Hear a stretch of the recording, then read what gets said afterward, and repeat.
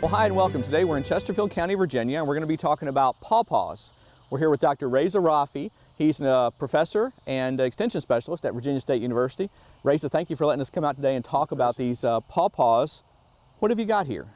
This is actually pawpaw. Is the largest American fruit that grows actually native to America. And believe it or not, it's grown along the side of the riverbanks. And our own riverbanks in the James River, you could go in there and find pawpaw trees and pawpaw fruits. So it's under stories, it's in the forest, and quite available from July to September. So a native plant, and this is the fruit. And let's see, is that what it looks like? This is the fruit actually, and that's the cut fruit in different colors that I brought to you so you could taste it. I can taste it? Yes, all right, well absolutely. let's give it a try here. This looks delicious. Oh wow, that's really good. Yes. That's very sweet, really creamy. Yes. Oh, I like that. Chris, as you know, that I work and used to live in the tropics, and when I came to Virginia and I learned about this fruit, I was really surprised how similar this is to the tropical fruits. Then later on, I learned actually this is the cousin of the custard apple family that are mostly grown in the tropical.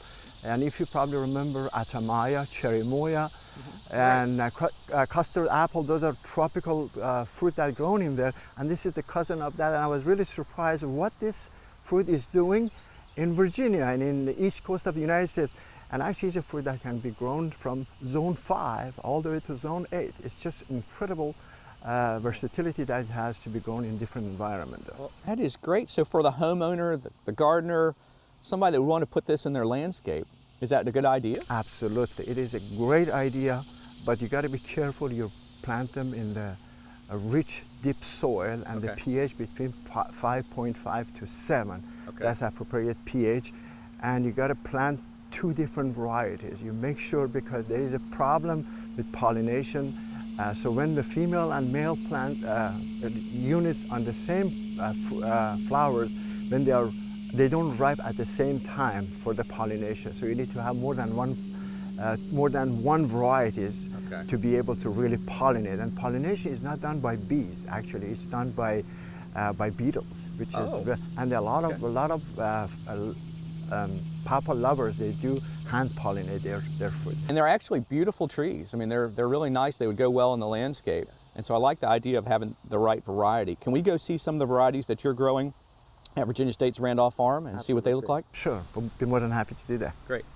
Well, Reza, we're here at VSU's research farm, and I see you've got lots of pawpaws growing. What are you doing here with them? Well, actually, Virginia State University has recognized the potential of this fruit. This is a fruit that is extremely perishable.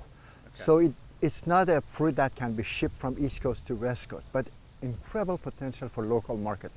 We have recognized that, and we are promoting it for the local production and local market. So we have set up at our Randolph Farm a variety trial of different newly developed varieties, pawpaw varieties. We have 10 different varieties in here, but something that I wanted to quickly point out, the young plants, because they are under stories in the forest, therefore when we plant them outside that environment, we provide artificial shade. You can see that some of the plants have that plastic over them. That's simply to provide that shade for the first couple of years, and then after that you remove it and plants grows nicely. Very good. Well, this is great work you're doing here. I really appreciate you letting us come out today and see what you're doing with pawpaws. Sure. Thank you very much for the opportunity. Good. Well, for more information about pawpaws, contact your local county extension office and talk to a master gardener. From the Ground Up, I'm Chris Mullins. We'll see you next time.